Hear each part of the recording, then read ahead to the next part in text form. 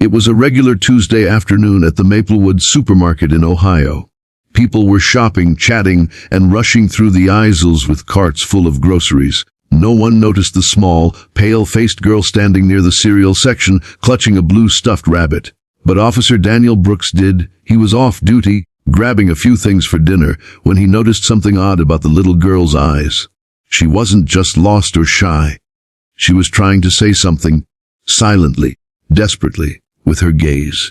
And then she raised her small hand, showing him something that made his heart stop cold.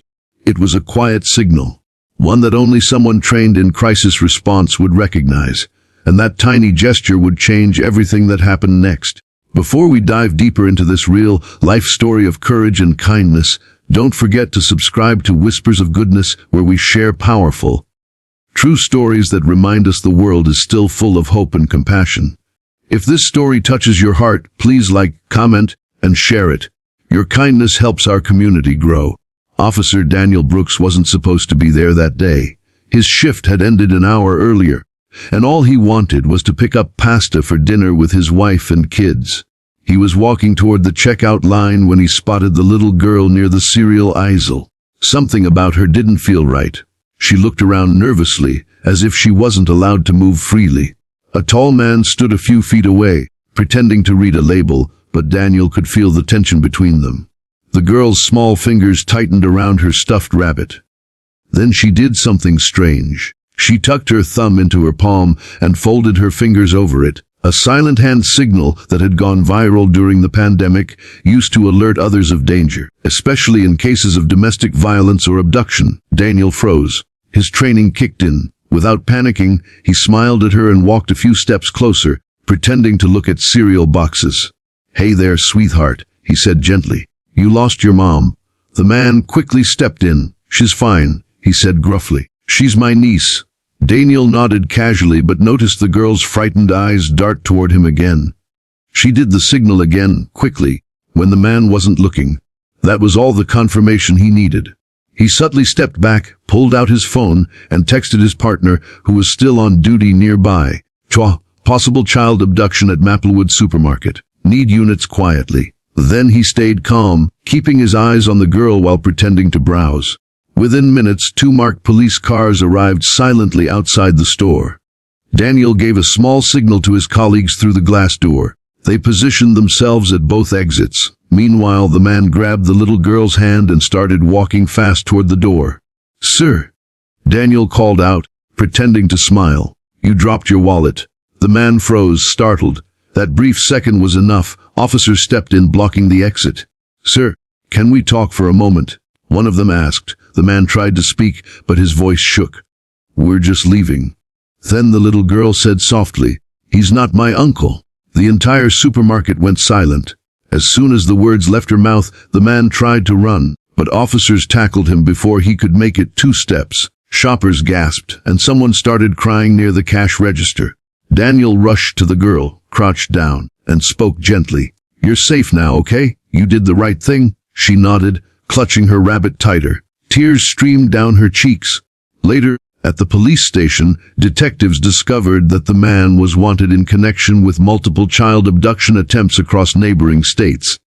The little girl, whose name was Emily, had gone missing from her grandmother's house 2 hours earlier. Her grandmother had run into a store for just a few minutes, leaving Emily in the car, and in that brief moment, the man had taken her. When Emily's grandmother arrived at the station, she burst into tears the moment she saw her granddaughter safe. She hugged Officer Daniel, sobbing into his shoulder. "Thank you, you saved her." Daniel smiled softly and said, "Actually, Ma'am, she saved herself. She knew what to do." The next day, local news covered the story, calling Daniel a hero. But when reporters interviewed him, he refused to take credit. "You know what really saved that little girl?" he said during the broadcast.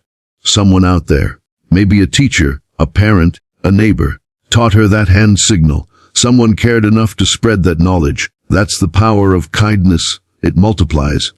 His words went viral. Parents across the country began teaching their children the same signal. Schools, shelters, and community centers printed posters explaining it. All because one small girl remembered an act of kindness, someone taking the time to teach her something that could save her life. Over the next few weeks, Emily's story continued to inspire people everywhere. She struggled at first, nightmares, fear of strangers, sudden panic in crowds. But she had help. Her community stepped up. Neighbors dropped off meals. Her school counselor met with her every week. Even kids in her class wrote her little notes. "You're brave, Emily," and "We're glad you're home." Officer Daniel and his wife visited her too. They brought her a new stuffed bunny, this one wearing a tiny police badge on its chest. Emily named it Blue. When Daniel asked her, "What made you do that signal?" Emily smiled shyly. "I saw it in a video," she said. "It said if you're scared and can't talk, do this, and someone kind will help." That sentence stuck with Daniel for a long time. Someone kind will help. He thought about how many people might have seen that same video or post and just scrolled past it. But someone, maybe a teacher, maybe a stranger online, cared enough to share it thoughtfully, and that one small choice had now saved a life. Kindness doesn't always look like grand gestures. Sometimes it's as simple as spreading awareness, teaching a safety tip, or smiling at someone who looks afraid. Every time we choose kindness, we create a ripple. We may never see where it ends, but somewhere someday that ripple might reach someone like Emily. A month later, the Maplewood Police Department held a small community event called The Power of One Kind Act. They invited families to come learn safety skills, meet officers, and share stories of kindness. Emily and her grandmother sat in the front row. When it was Daniel's turn to speak, he looked out at the crowd, parents, kids, teenagers, retirees, and said, "We all have the power to make the world safer. Sometimes it's a lesson, a word, or even a look of compassion." Emily's story isn't about fear. It's about hope. It's proof that kindness can be stronger than evil. The audience stood and applauded. Afterward, Emily was given a small medal that read, "Bravery Through Kindness." She wore it proudly, holding Blue the bunny in her arms. In a world that often feels fast, cold, and disconnected, stories like this remind us of something deeply human, that kindness still matters. A stranger's kindness taught a little girl how to call for help. That girl's courage inspired a police officer to act. And together, they sparked a wave of awareness that could protect countless others. You never know when your small act of compassion might save a life, or heal a heart you'll never meet. So, the next time you get the chance to be kind, to teach, to help, to listen, take it. Because kindness, no matter how quiet, always leaves an echo, and sometimes that echo becomes someone's rescue signal in the dark. If this story touched you, please share it, not just online but in spirit. Teach someone you love how to stay safe. Be that kind soul who listens, who cares, who helps. And don't forget to subscribe to Whispers of Goodness for more real stories that remind us goodness is everywhere if we choose to see it.